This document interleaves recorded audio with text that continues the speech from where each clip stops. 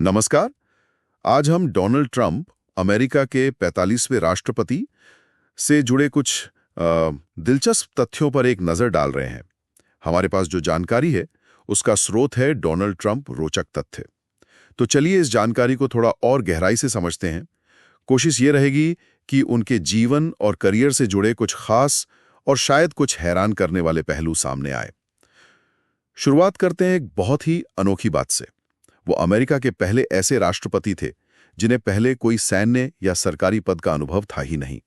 ये अपने आप में काफी असाधारण है ना? बिल्कुल असाधारण तो है ही, और ये सोचने पर भी मजबूर करता है कि कैसे पारंपरिक राजनीतिक योग्यता की जो धारणा है उसे एक तरह से चुनौती मिली।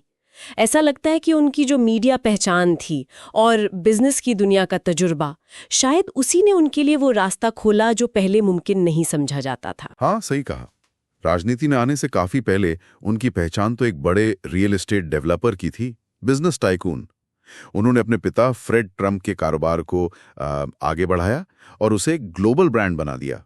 दुनिया भर में होटल, गोल्फ कोर्स, इमारतें और हाँ, वो रियलिटी टीवी शो दी अप्रेंटिस। हाँ, और उनका वो तकिया कलाम "यूर फायर्ड"। हाँ, उसे कौन भूल सकता है। वो तो घर घर तक पहुंच गया था। और ये दिलचस्प है कि कैसे उनका जो बिजनेस का अनुभव था, जिसमें ब्रांडिंग पर जोर देना, वो एक तरह की आक्रामक सौदेबाजी, वो सब उनके राजनीतिक अंदाज में भी झलकता था। हाँ, जानकारी यही बताती है कि उनका ये तरीका पारंपरिक राजनेताओं से काफी अलग था, और शायद यही वजह थी कि वो कुछ लोगों को पसंद भी आए। अच्छा। अब उनके राष्ट्रपति कार्यकाल की बात करें तो कुछ बड़ी घटनाएं भी हुई थीं। जैसा कि स्रोत में बताया गया है, उन पर 2 बार महाभियोग चला। महाभियोग मतलब सदन ने उन पर गंभीर आरोप लगाए और मुकदमा चलाने की प्रक्रिया शुरू की। पहला 2019 में यूक्रेन वाले मामले में, और दूसरा 2021 में कैपिटल हिल दंगों को भड़काने के आरोप में।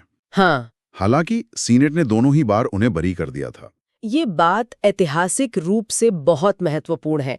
वो अकेले अमेरिकी राष्ट्रपति हैं जिन पर 2 बार महाभियोग चला, और ये उनके कार्यकाल के दौरान जो गहरे राजनीतिक मतभेद थे, जो विवाद थे, उनको साफ दिखाता है।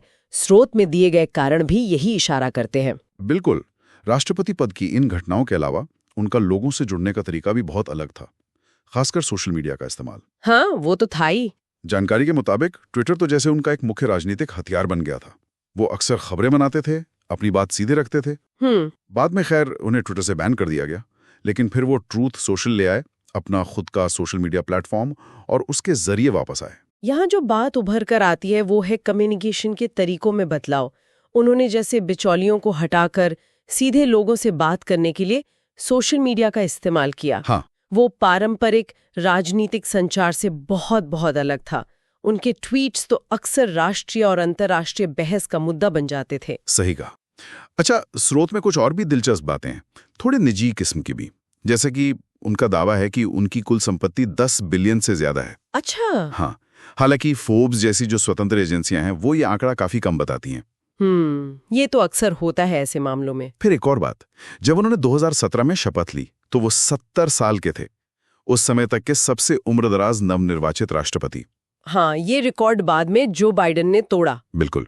जब वो 78 की उम्र में राष्ट्रपति बने, और फरवरी 2020 में उनकी भारत यात्रा, वो भी काफी चर्चा में रही थी। हाँ, नमस्ते ट्रंप कार्यक्रम। हाँ, अहमदाबाद में प्रधानमंत्री मोदी के साथ कहा जाता है कि 1 लाख से ज्यादा लोग आए थे।